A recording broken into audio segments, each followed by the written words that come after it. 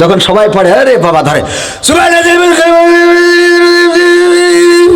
রু, এর মাঝখানে সব খাওয়া শেষ। প্রথমে ধরে এমন ভাবে মনে হয় এর মতো আর কেউ পারে না, এর মাঝখানে আর কোনো মাল নেই, কিন্তু সত্য না মিথ্যা? এই সংখ্যা কম না বেশি?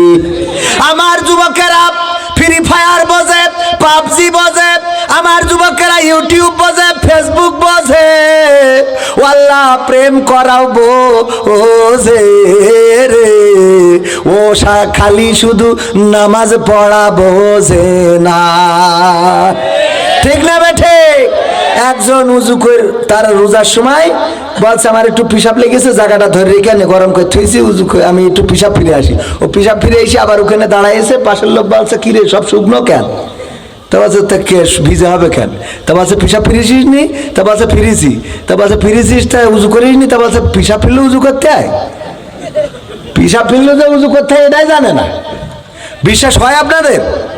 আরে বাবা আমার ভিডিও দেখবেন ঠিকানা টিভি এন্টারটেইনমেন্ট। আপনাদের দিন গাইবান্ধায় করলাম জানাজার দোয়া, যে কটা ধরেছি একটাও বলতে পারে না, আর 60 বছর 70 বছর বয়স। আমি বললাম আপনার জীবনে প্রতি বছর 3টা করেও যদি জানাজা পড়েন, 3 6 18 180টা জানাজা আপনি পড়েছেন, প্রতি বছরে যদি 3টা করেও জানাজা পড়েন, প্রতি বছর একটা গ্রামে 3 4 জন মরে না গড়পড়তা? এই জানাজাগুলো যে আপনি পড়েছেনটা কি? আর আপনার জানাজা যে হবে, আপনি নিজেই তো জানাজা পড়েন না, আপনার জানাজায় এসে সব তো ওই হরে হরে রাম রাম কৃষ্ণ কৃষ্ণ বলে হাঁটাতে নাকি? তাহলে শেখার দরকার আছে না নাই? বলছে হুজুর মিলাদ করি কিয়াম করি যাই বাবার মাজারে, হয়তো একটু বিড়ি টানি সে যে শেরপুরীর বাজারে, ফজর নামাজ হয় না পড়া থাকি তখন নিদে, আল্লাহর কিরে হয় না কাজা নামাজটা 2 ঈদে, নিয়মিত চেষ্টা করি পড়তে জুম্মা নামাজ, সেদিন শুধু হয় না পড়া যেদিন থাকে কাজ, 3টা জুম্মা করলে কাজা মুসলিম থাকে না, এই হাদিসটা ভালো করে আমার আছে জানা, তাই রাজনীতি চলবে না ও হুজুর, রাজনীতি চলবে না, তাই রাজনীতি চলবে না ও ভাই, রাজনীতি চলবে। এবার বলছে হুজুর শোনেন, এই যে কোরআন, এই কোরআনের এ মাথা ও মাথা আমি পড়েছি, আমার বউ পড়েছে, শাশুড়ি পড়েছে, শ্বশুর পড়েছে, সবার পড়া শেষ, কিন্তু হুজুর জিহাদ মিহাদ কোথায় আছে দেখিনি কোনখানে, দরগা পীরের মাজার আমার অনেক বেশি টানের বাবা, অনেক বেশি টানে, আছে না নাই? কম না বেশি? জিহাদ মিহাদ কোথায় আছে? জিহাদ এখনো কোরআনে খুঁজে পাইনি, কারণটা কি আপনি বলেন? কারণ কি? পড়েছে, পড়েও পাইনি, পড়েও পাইনি, তাহলে বোঝেনি। হ্যাঁ তাহলে কি বোঝে নাই, অর্থ পড়ে নাই, অর্থ বোঝে নাই, এই জন্য ও জিহাদ খুঁজে পাবে কি? ও সারা দুনিয়া পড়লো তো ওর মধ্যে খুঁজে পাবে না, ও খালি পড়িয়েছে, পড়িয়ে গেছে, বাংলায় হোক, আরবিতে হোক, ইংরেজিতে হোক। ওই আমার আব্দুল আলামিন ভাইয়ের উদাহরণ ওই দিনও দিছিলাম আপনাদের বলি বোঝানোর জন্য, সেটা হলো যে ওই এক মসজিদের মুসল্লি ছিল একজন, একটু চোখে কম দেখে তাই সবাই বলে কানা, আর একজন ইমাম ছিল একটু খুঁড়া, পা খাটো, ওরে ন্যাংরা বলে সবাই। কি বলে? আপনাদের ন্যাংরা বলেন তো? ন্যাংরা।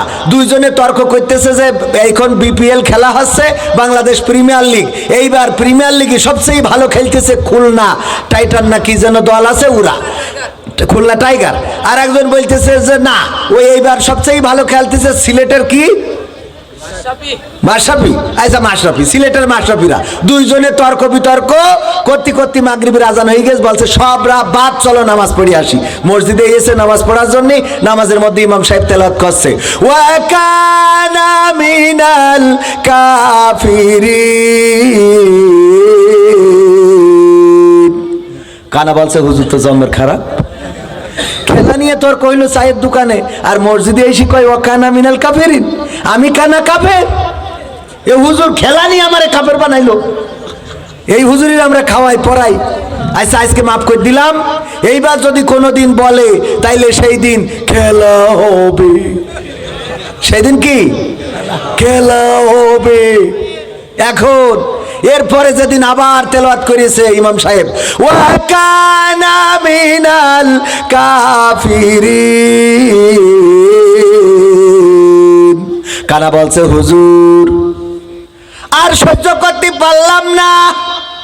আগের দিন বলেছেন ওয়া কানা মিনাল কাফিরিন, আমি কানা কাফের, আমি মেনে নিয়েছি। যে একদিন বলেছেন খেলা নিয়ে তর্ক করেছি, হয়তো আপনার খারাপ লেগেছে তাই বলেছেন, অসুবিধে নেই।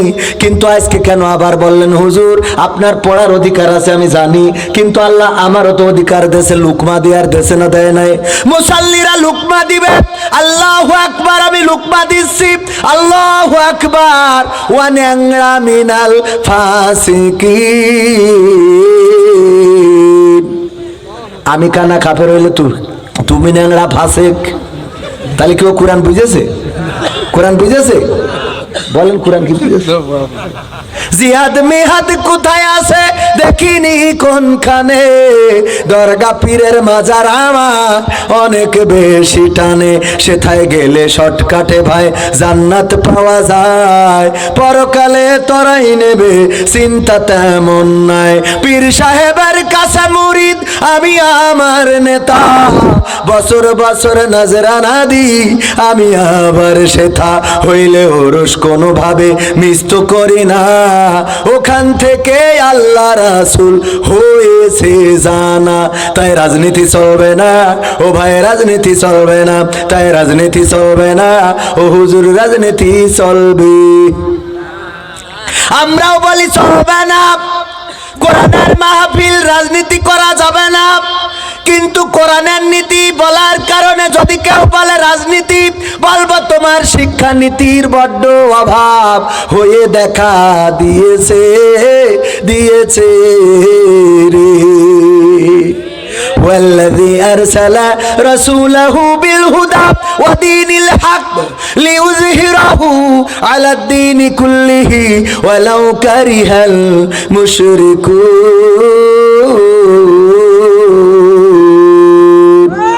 কার কথা?